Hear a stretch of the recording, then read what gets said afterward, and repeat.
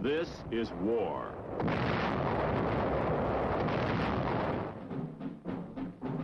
War and its masses. War and its men.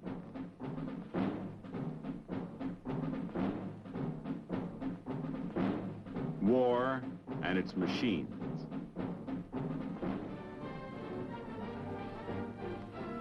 Together they form the big picture.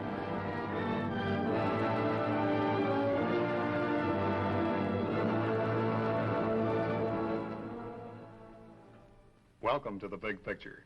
I'm Captain Carl Zimmerman. The Big Picture is a report to you from your Army, an Army committed by you, the people of the United States, to stop communist aggression wherever it may strike. The Big Picture traces the course of events in the Korean campaign through first-hand reports of our combat veterans and through film produced by the Army Signal Corps, photographed by combat cameramen. These are the men who daily record on film the big picture as it happens, where it happens. Today, the Big Picture will show our United Nations forces crossing the 38th parallel. You'll see our paratroopers land near Munsan. You'll see Republic of Korea troops in action. You'll see the strength of an infantry tank team. And from another part of the world, from Europe, the activation of SHAPE and a message from General Eisenhower. And later in our program, you'll hear from two Army soldiers from the 1st Cavalry Division, Warrant Officer Sam Putterbaugh and Private First Class Jim Vines. But now for part of the big picture, let's go back to March 20th, 1951.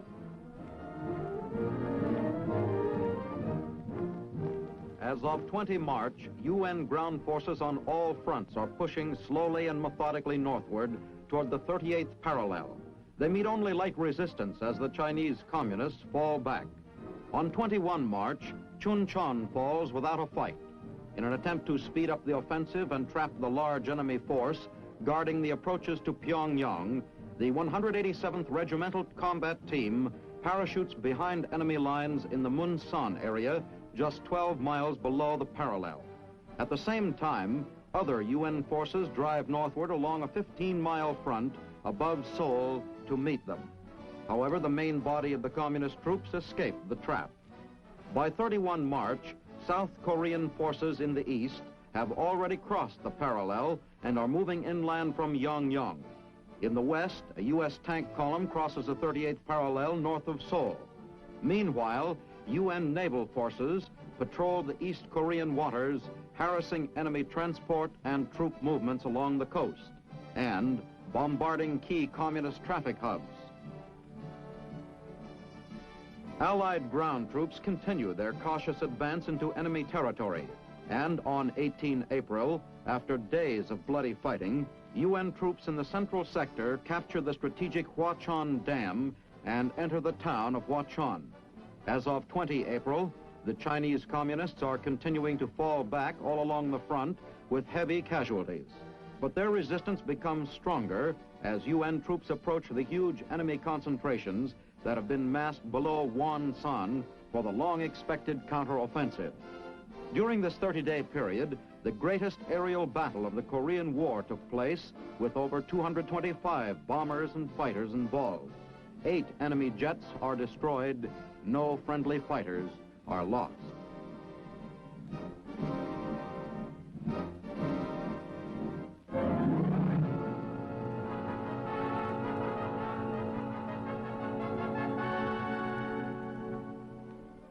On this map of Korea, a crudely improvised tomahawk marks the jump area for a parachute operation beyond our front lines.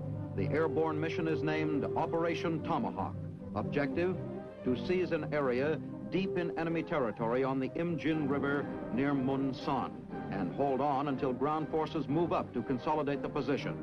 Equipment of the parachutist gets a pre-loading inspection. Any loose dangling gear may injure the jumper or snap off and get lost when the chute opens. 3,300 parachutists of the 187th Regimental Combat Team will participate in the operation. Into the C-119 flying boxcars, heavy equipment is loaded. 4.2-inch mortars, 105mm howitzers, and jeeps are prepared for the drop to support the parachute infantrymen. Air Force crew members get last-minute briefings. Pilots carefully recheck jump areas on maps, get latest weather report, and then prepare to take off. Troop carrier planes rendezvous over Taegu and fly northward. Fighters and bombers have preceded these planes to soften up enemy resistance. Here's the jump area, 10 miles south of the parallel. At 0900 on Good Friday, 23 March, Brigadier General Frank S. Bowen's 187th Airborne RCT hits the silk over the rice paddies and rolling terrain of the jump area. The parachutists leave the troop carriers in sticks of 42 men from each plane at an altitude of 800 feet.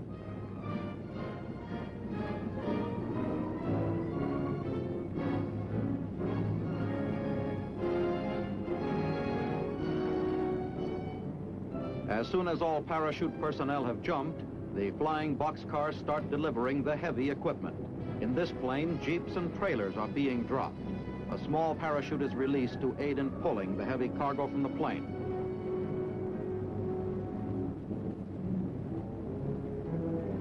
More equipment and supplies are dropped as the parachutists quickly assemble and organize on the ground. The North Korean First Corps, believed to be in this area, had vanished. No serious opposition was encountered. Operation Tomahawk gains 20 miles in one day.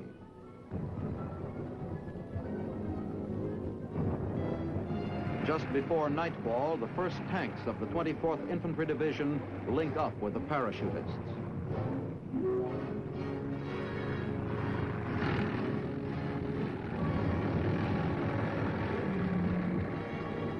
Tank drivers poke their heads up through their ports to have a look around. The task force reorganizes and moves out.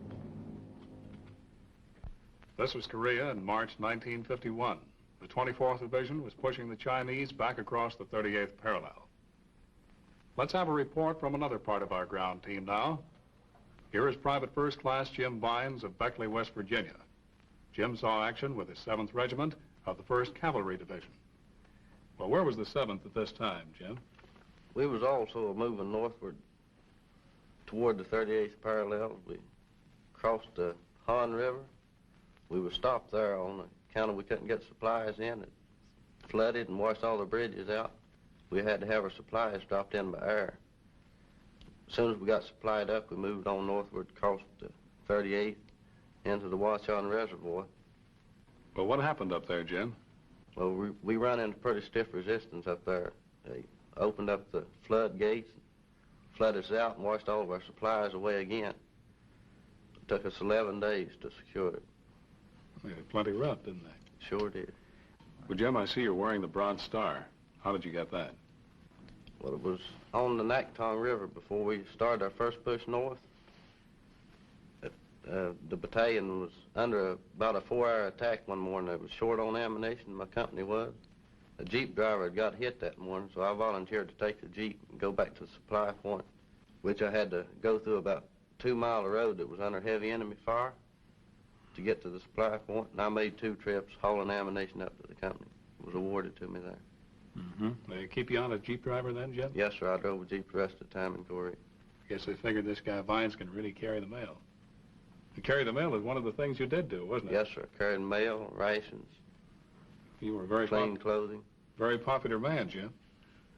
Well, let's get back and talk about these hills in Korea once again. It's pretty hard to get these Chinese out of their holes, wasn't it?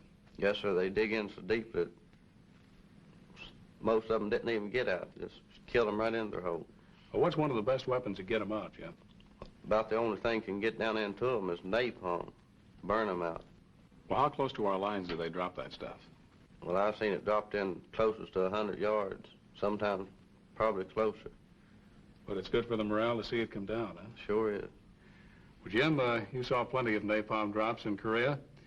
Let's watch now as napalm helps the 24th Division in their advance. While foot troops move up, tactical air makes a coordinated strike against the enemy's hastily constructed fortified positions in the hills.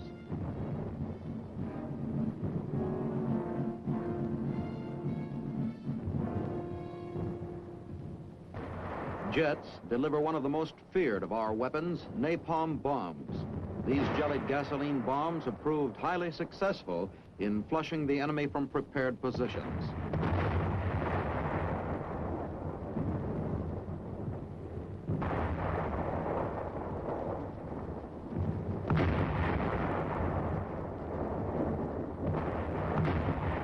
With air and artillery preparation completed, riflemen take up the assault and overrun the enemy's defensive lines before the communists can recover from the shock of the bombardment.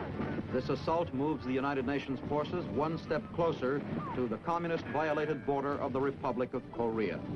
The enemy increases his defensive fires, resisting stubbornly, sometimes fanatically, as the area of the 38th parallel becomes a battleground for the fourth time since the war started last June.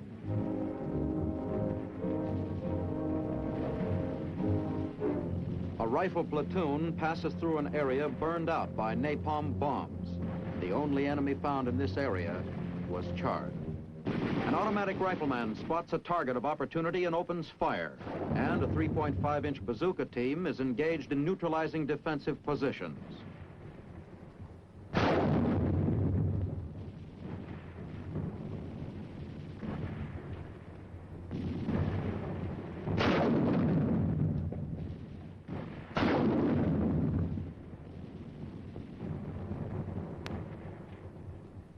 And, as always, there is just one more hill to take before the assault is completed.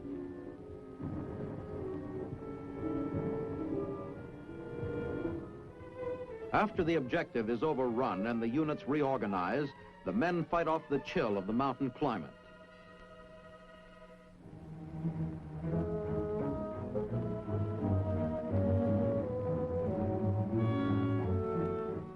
The serpentine route of the Imjin River creates a land pocket with a natural water barrier on three sides near the 38th parallel. Communist elements withdrew across this river after abandoning Seoul without a fight. Here on the south bank of the river, units of the 1st ROK Division prepare to cross the Imjin. South Korean troops assemble for the Imjin crossing, while their combat engineers bring up the assault boats.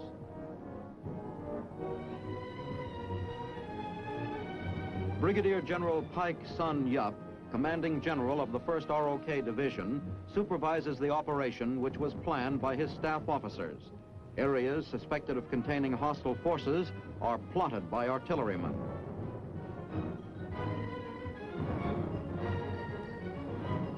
The South Koreans request a fire mission from U.S. forces to support the river crossing.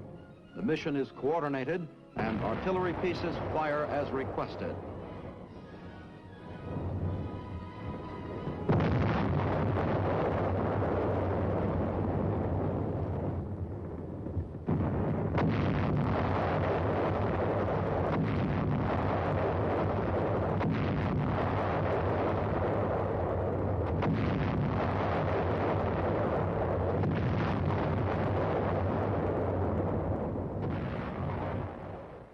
Immediately following the softening up artillery fire in the area north of the Imjin, the ROK troops load into assault boats and paddle across the river as enemy small arms fire harasses the operation.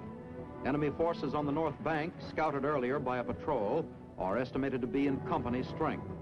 This crossing is being made near the site where the main Allied supply road spanned the Imjin last year when United Nations forces were fighting in the Pyongyang area to the north.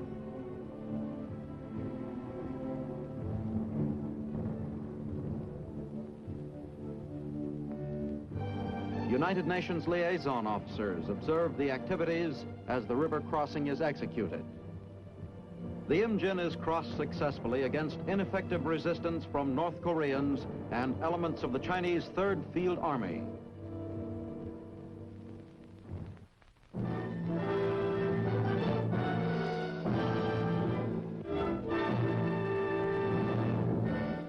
In the shadow of Paris's famed Arc de Triomphe, General of the Army Dwight D. Eisenhower takes command of Supreme Headquarters, Allied Powers, Europe, at his temporary headquarters in the Hotel Astoria. SHAPE is a functional unit of NATO, the North Atlantic Treaty Organization. For many months, The nations of NATO have been engaged in erecting for themselves a wall of security against any possible aggression. They have no aggressive intent or purpose of their own. They intend only to see to it that they may live peaceably and secure behind the arrangements that they collectively make. Today, another significant step was taken in this process of ensuring our collective security. This headquarters, formally and officially, assumed operational control and command of all forces allocated by our several countries to the defense of Europe. General Eisenhower executes the first order issued by SHAPE. By signing this historic document, the general assumes formal command of all Allied land, sea, and air organizations assigned to him by NATO. On a 60-acre plot of Marley Forest, which has been cleared in this area, construction of a permanent headquarters for SHAPE is begun. This location, 20 miles west of Paris, was once a secluded retreat for Louis XIV, who built an ornate palace here. In contrast to the King's Palace, the new SHAPE buildings will be modest, constructed of prefabricated materials to house 600 military and civilian headquarters personnel. Foundations are poured as top priority is given to the project. The task of forging a North Atlantic military force for the defense of Western Europe eventually will be centrally located here.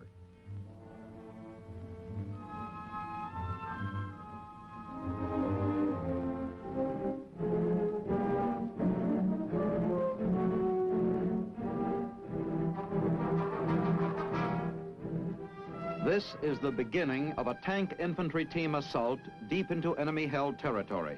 Here in an undisclosed area north of Seoul, an attack order is issued for a tank infantry patrol.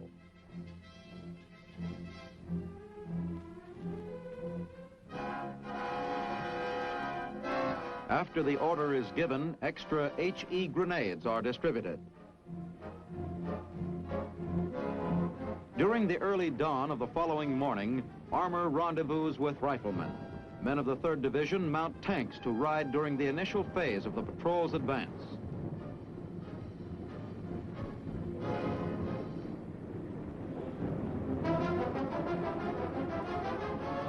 Mission of the tank infantry team: cross Imjin River, probe communist defenses beyond the 38th parallel, and report back on his dispositions and equipment. Test his strength, but do not become decisively committed. Withdraw when information is secured. This is a reconnaissance in force. All roads leading into enemy territory are heavily mined. Tanks take to the Imjin River bed, shallow here where it crosses a 38th parallel, to avoid red mines. Abandoned communist trucks are found in the river. On the far side of the Imjin, the infantrymen dismount onto North Korean soil and prepare to move out. The patrol moves forward over the innumerable hills into which the enemy forces are dug in. Red fields of fire are not yet brought to bear on the assaulting troops. An enemy position is engaged. Extra grenades issued the night before now come in handy as the riflemen close with a defensive outpost. After the outpost defenses are overrun, the tank infantry team reorganizes and continues the advance. Incoming small arms fire and mortar rounds are beginning to slow down the speed of the patrol's forward movement. The troops are cautious not to become decisively engaged. Red resistance increases as the patrol fights into a small village located on the Kaigan mainline railroad, which runs between Seoul and Pyongyang. Making sure their flanks are protected, the tank infantry team punches into the village and destroys communist installations.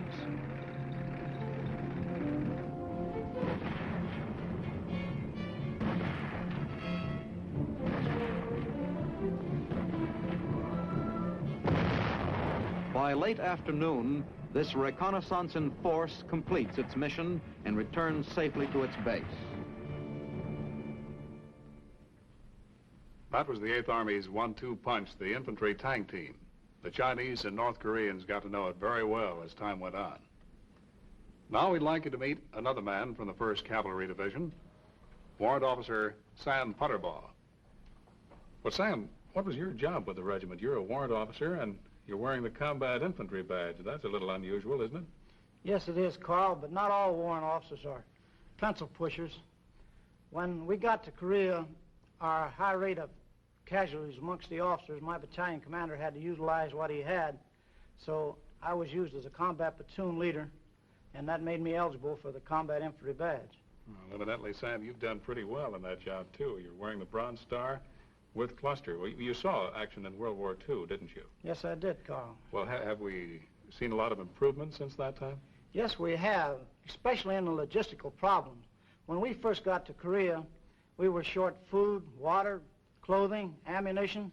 But when I left Korea in July, the frontline troops were getting one hot meal a day. Also, the quartermaster had came out with a new assault ration, which every mission that we went out on as a reconnaissance force or any mission like that, we were given this ration, and it's adequate for one meal for that type of a mission.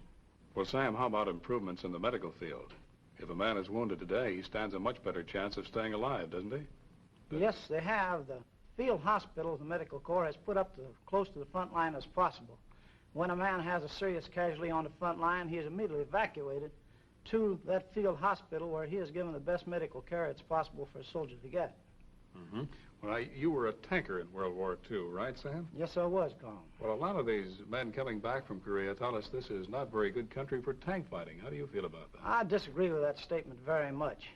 When we first got to Korea, we had no tanks, and the Chinese and the rest of them were able to push our troops back on several occasions. And the first time, the North Koreans pushed us back to the Naktong River. In August, when the 70th tank came over, we were able to hold those positions and also to have a tank task force break through and go 123 miles in one day. Now, on the map of Korea, if you look at the west coast, the plains from Seoul to Pyongyang into Shinanpo is all flat plateau country, and tanks can be utilized there very much. Well, that's on the west coast, but how about the east? The terrain there is a little rougher, isn't it? Yes, sir, Carl, but they're being used in the east, too, but not in big forays, but breakthrough points where the infantry goes through. It'd take a mile or two.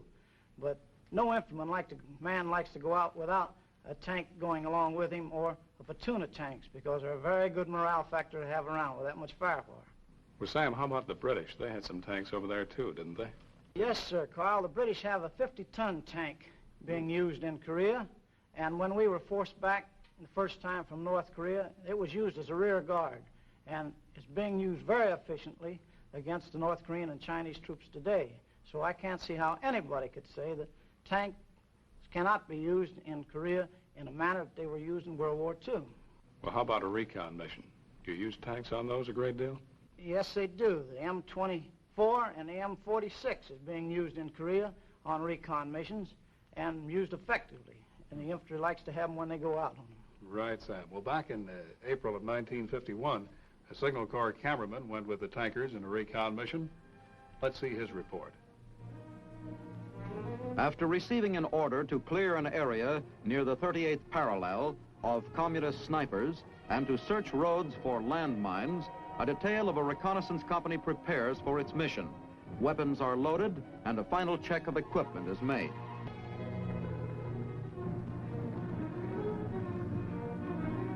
The tank convoy gets underway.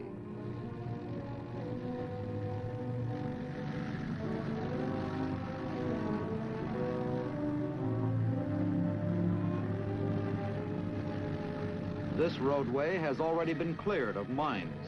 The men keep alert for enemy snipers. All bridges over streams and rivers have been destroyed by the withdrawing communist forces. Tanks ford streams at the shallowest points. Foot troops precede the tanks, searching for landmines.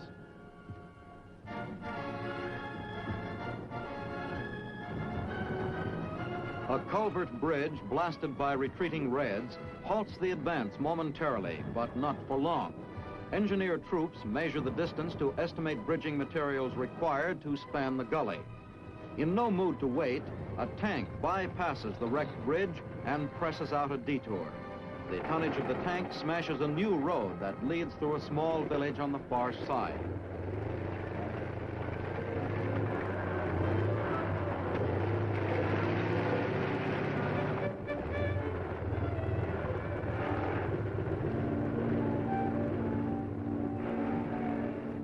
This Jeep, in four-wheel drive and shifted in low, bogs down despite a persistent attempt to move through the giant rocks. The much heavier tank returns to smooth out the steep approaches and the rocky terrain.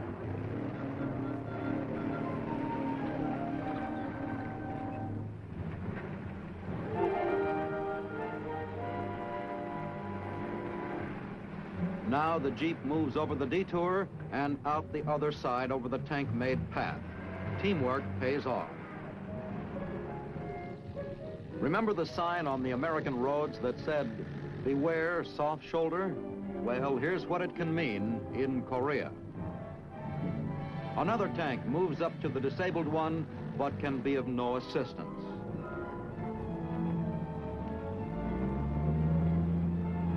Crew members sweat it out while their tank balances precariously.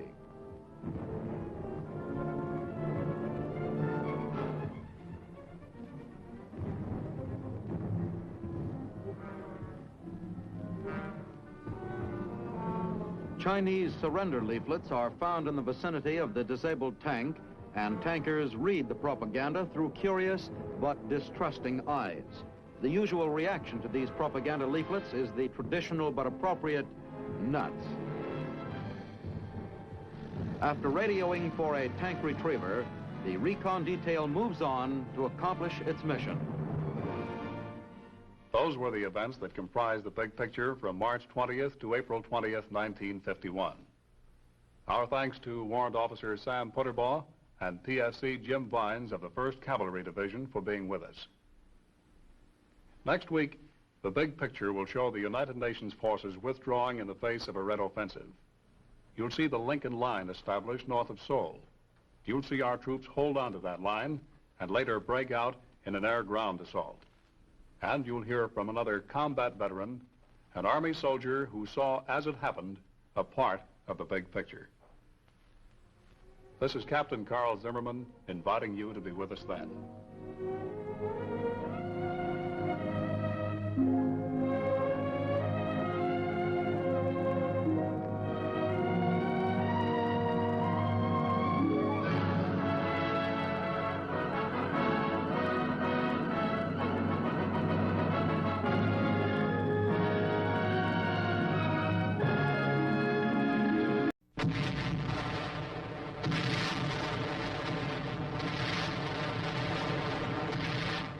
This is war.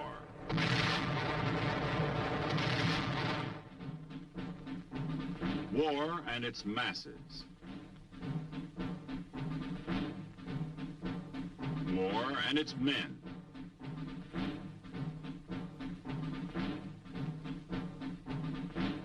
War and its machines.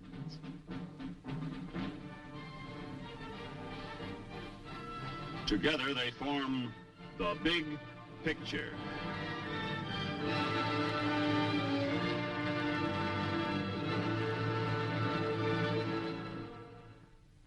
Welcome to the big picture. I'm Captain Carl Zimmerman. The big picture is a report to you from your Army. An Army committed by you, the people of the United States, to stop communist aggression wherever it may strike. The big picture traces the course of events in the Korean campaign, through first-hand reports of our combat veterans, and through film produced by the Army Signal Corps, photographed by combat cameramen. These are the men who daily record on film the big picture as it happens, where it happens. Today, the big picture shows the United Nations forces withdraw in the face of a Red offensive. You'll see the Lincoln Line established. You'll see our troops hold on to that line and later break out in an air-ground assault. You'll meet an Army nurse, Captain Molly Younger of Kansas City, Missouri. You'll meet an Army medic, a man who served with the Army's 3rd Infantry Division, Sergeant Mike Proputnik of McAdoo, Pennsylvania. And now, let's go back to April 20th, 1951. During the period 20 April to 20 May, the Communists launched 2 phases of their expected spring offensive. On 23 April, the Reds jump off on their first phase, hitting strongest above Seoul.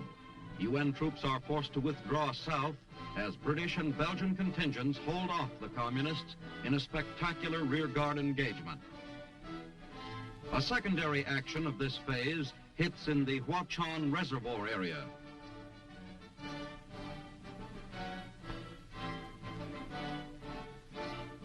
By 30 April, UN forces cease their withdrawal and set up the Lincoln Defense Line a few miles north of Seoul.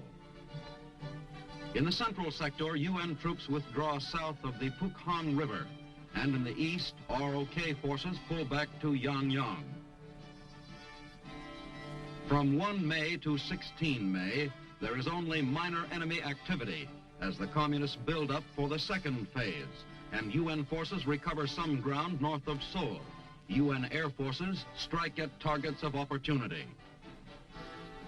The second phase begins on 17 May with the heaviest attack in the central sector southwest of Inji and east of Chonchon. Heavy casualties are inflicted on the Reds in this area. On 20 May, the UN forces shorten their line north of Seoul, strengthen positions in the central sector, and move to plug a gap caused by the collapse of 2 ROK divisions.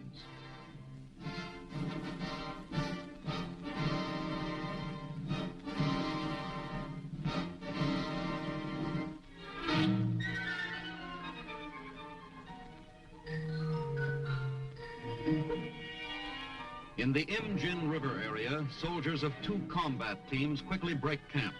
These combat teams are composed of British, Belgian, Filipino, and American troops.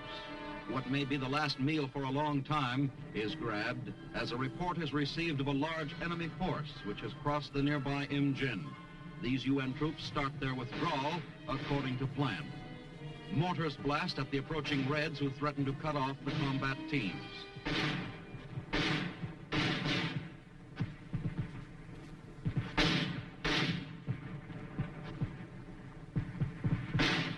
The withdrawal starts south, down the main highway that passes through Uijeonbu to Seoul. Hit by an enemy shell, this UN truck tractor burns. Due to machine gun and mortar fire from infiltrated enemy troops, the convoy halts. Men take cover and wait until the way has been cleared.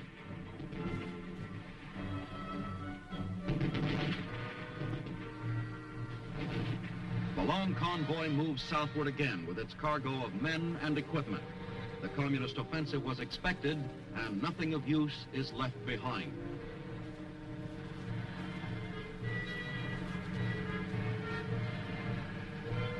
En route, battalion commanders discuss the situation. In Uijeonbu, a sign aptly states the result of war's devastation on the town. Tanks and trucks race through the battered town to pick up units of the combat team, which are redeployed in new defense line south of Uijeonbu. Later, a battalion of infantry plods wearily through the rice paddies. After fighting off the Chinese all through the night, they slog through the pelting rain to new defensive positions. Their fatigue is apparent in every step. A little more water doesn't seem to matter much as they wade a swollen stream.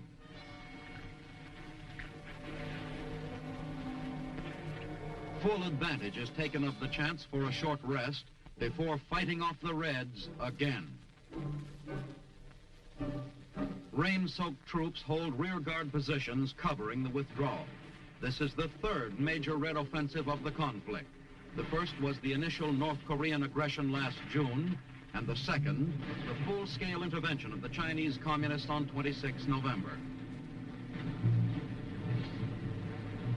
Our 155's blast evacuated Uijeonbu.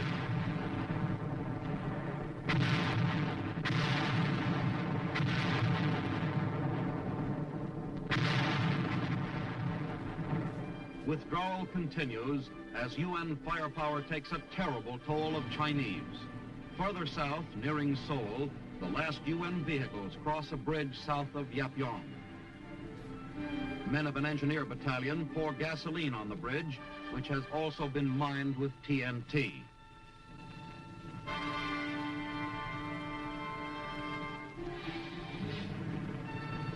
The bridge is destroyed. Communist human sea tactics against our superior firepower is costing them dearly for each mile they advance. This was Korea in April and May of 1951. A bit later, we'll return to the riflemen in action.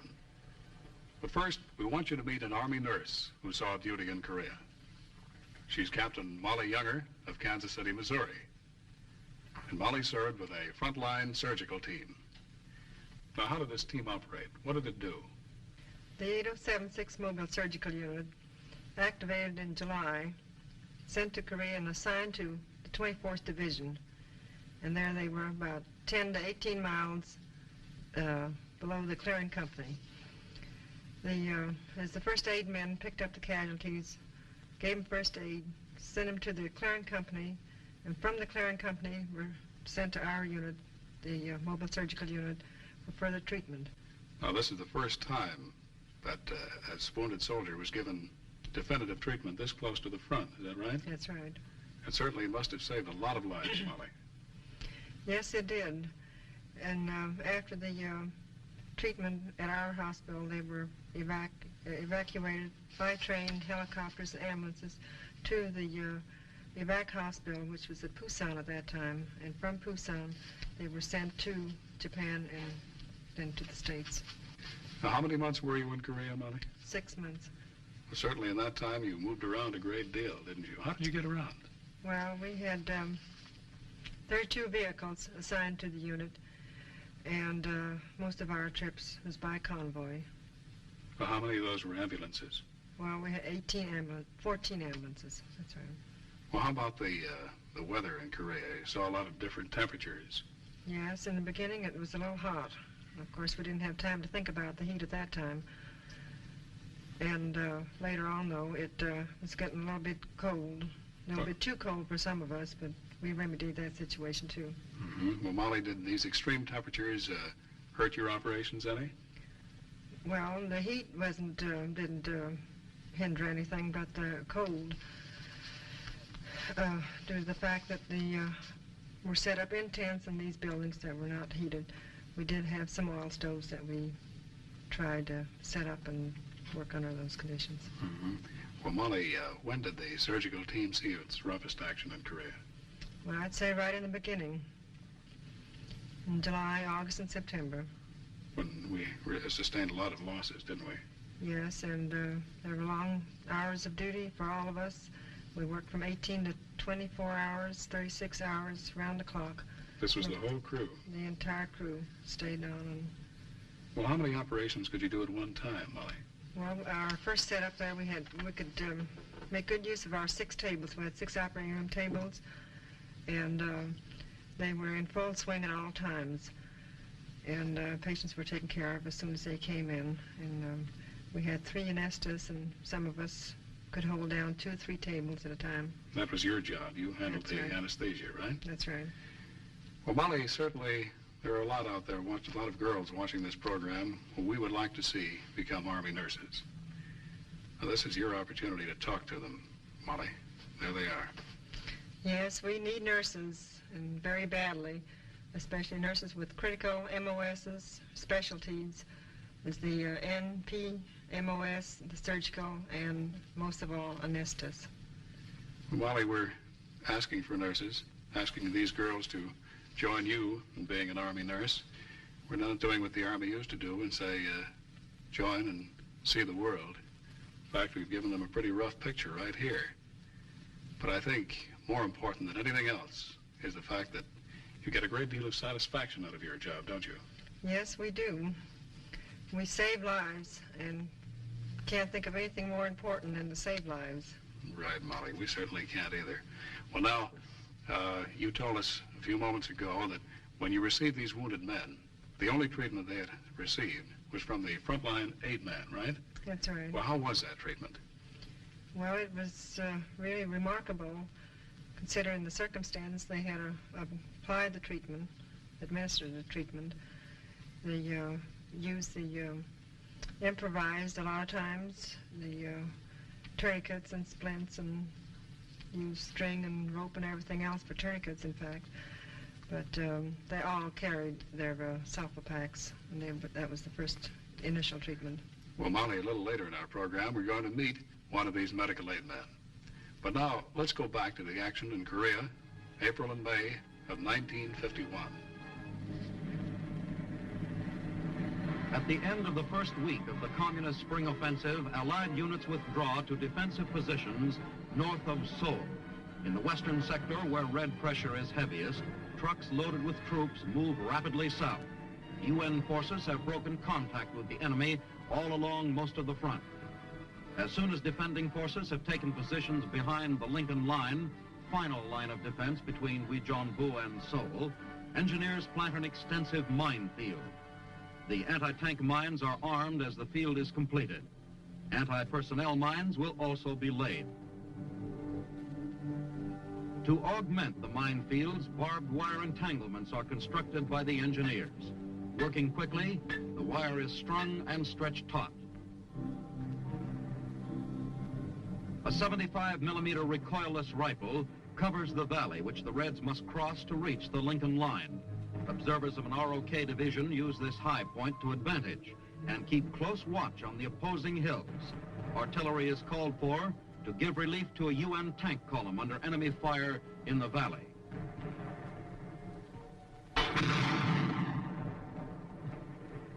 HE shells blast the distant hills, giving support and cover to the withdrawing tanks.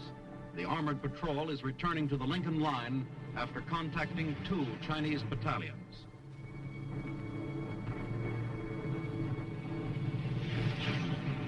A tank nudges a Korean hut aside to clear the field of fire for a roadblock. As Allied forces retire behind the Lincoln Line, tanks are put into use as defensive weapons.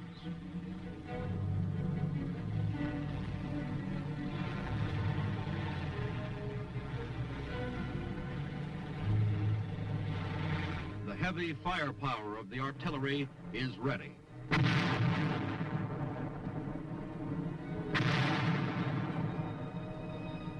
Tanks wait in emplaced positions to add their forceful punch. In the heart of Seoul, on the grounds of the Capitol building, 155 howitzers fire a sharp warning at the advancing Chinese.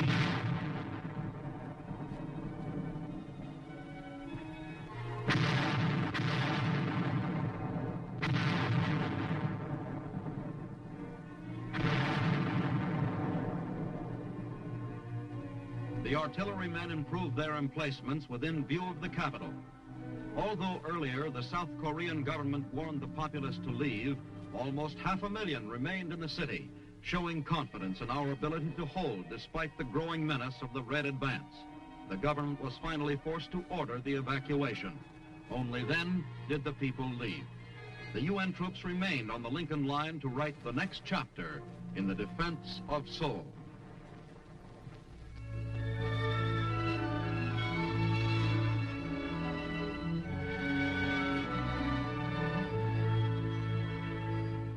A field hospital in Korea.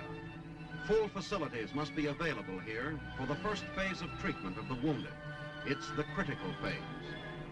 An emergency shipment of blood coming in. Whole blood, the doctor's best friend. Oftentimes the wounded man's only chance for life.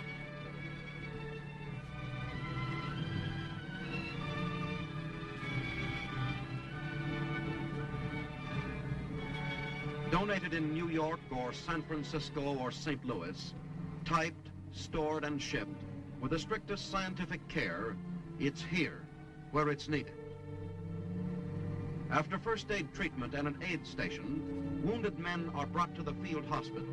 Here they are given only the necessary treatment to put them in shape for speedy evacuation to a base hospital where every benefit of modern medicine and surgery is available.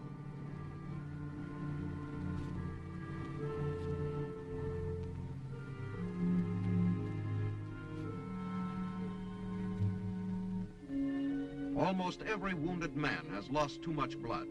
He needs replacement quickly to overcome or prevent shock. to make his system responsive to treatment, or capable of withstanding the shock of an operation. If a wounded man can be evacuated to a base hospital in good shape, he's as good as safe.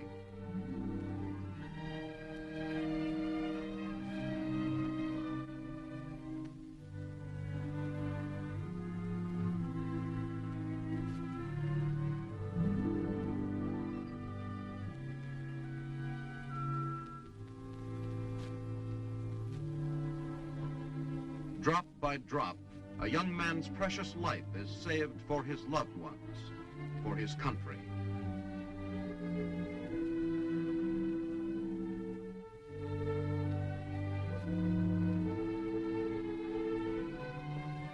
The gifts of blood must never stop.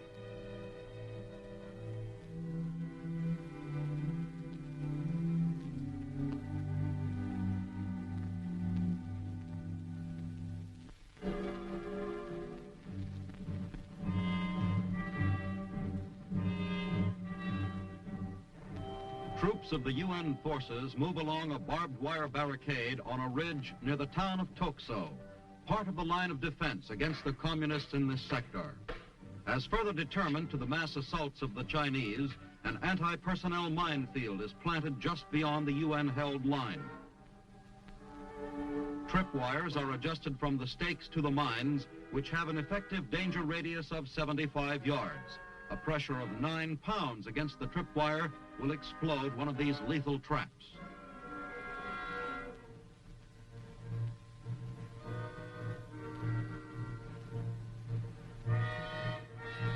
Until the field is completely sown, each wire is marked by a lightweight plate. On the road bordering the minefield, tanks and infantrymen of a recon company survey the defense line. The next morning, the road is strewn with the bodies of 24 members of an enemy patrol which tried to infiltrate during the night. One Red soldier still lives. Men of the recon company cautiously move the wounded man onto the road from the gully. The communist is apparently in great pain, but the combat-wise soldiers, used to the tricks of a treacherous enemy, search him for concealed weapons or possible booby traps. In the shelter of one of our tanks, first aid is given to the wounded man.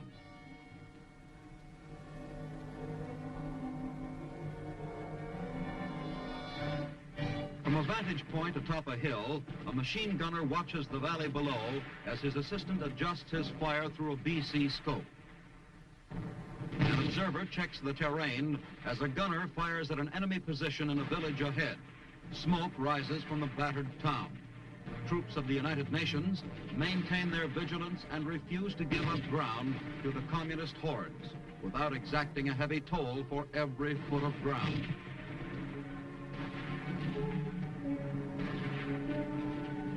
A returning tank brings news that the infiltrating Reds have been routed from the village.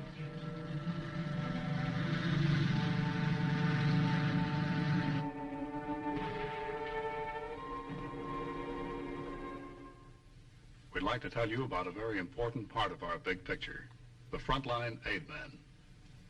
These are the men who so often are saluted by the men they serve, the riflemen, for the work they do in caring for our wounded under fire, many times while they themselves are hit. Here's Sergeant Mike Proputnik, who saw duty with the Army's 3rd Division in Korea. Mike was an aid man there. Well, let's talk about these aid men, Mike. You travel right with the rifle company, don't you? That's correct. There's 4 aid men and a litter team along with the rifle company.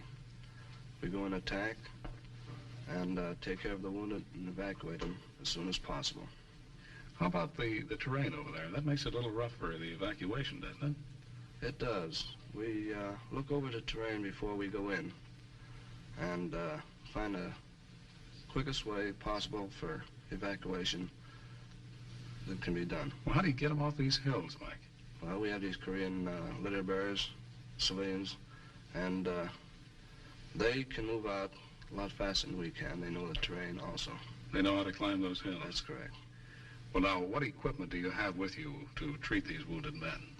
Well, we have a first aid kit which handles emergency treatment along with the company. This is it right here. And this is it right here. And with it, we've got the first aid packet, which each soldier uses along, which he carries with himself so they can. This is right on his belt, every combat soldier. And we've got the triangle bandage, which can be used as a sling, or it can be used for anything else if necessary. Mm-hmm. And then we've got the compressed bandage, which we use on larger wounds to cover areas which the first aid packet don't cover. And then we've got our tags, which we mark our patients with if we have the time, which tells of the treatment and when they've been treated. Do you have time to use this? Sometimes we don't have the time, so they're treated, or rather marked later on back, further on the back down the line. What do you have on here, just to show what his name, his serial number, and the extent of his wounds? Is that it, Mike? That's it, and also the treatment which he gets from the aid man. Right. Well, Mike, there's an old expression in the Army, the pill roller. Certainly that does not apply to the frontline aid man. No, it doesn't. The frontline aid man wouldn't be called a pill roller. He hasn't got time to roll pills. He takes care of the wounded and evacuates them as soon as possible, whenever it can be done. Yes, and he's doing some very important medical work, Mike. He's giving this man the first treatment he receives. It's got to be good and it's got to be quick. That's right. And while you're treating this man over here, or 2 or 3 over here, you get another call for medic from the other side of the hill, huh? That's right. Right. Well, Mike, we certainly will not use that expression with the frontline aid man, pill roller, because we have all the respect in the world for you men. And certainly the men we've had on our program, the riflemen, feel the same way. And now let's go back to Korea of April and May of 1951 and see an air-ground assault. Just north of Seoul, Allied planes smashed Chinese columns massed for an attack a scant 1,000 yards beyond our main line of defense. Pouring down the historic invasion routes from Munsan and Uijeonbu, the Reds try to break through to Seoul.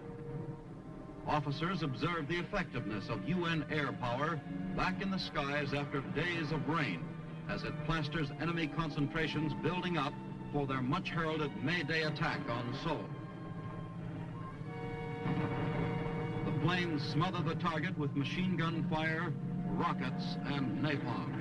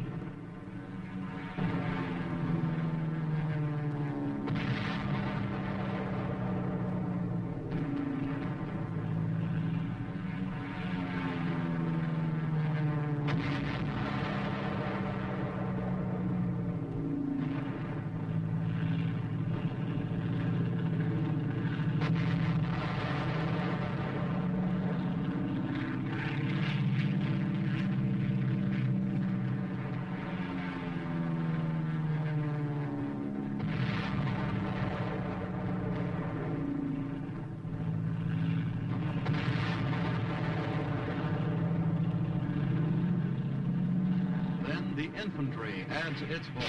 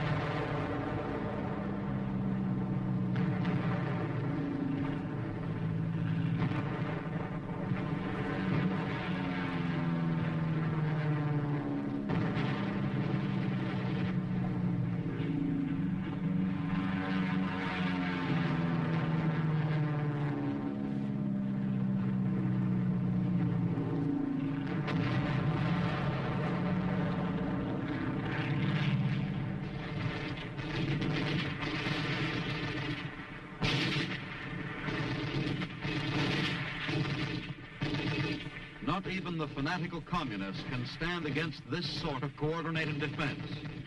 With the full Allied power shattering their formations, the enemy's planned May Day offensive is stalled before its start.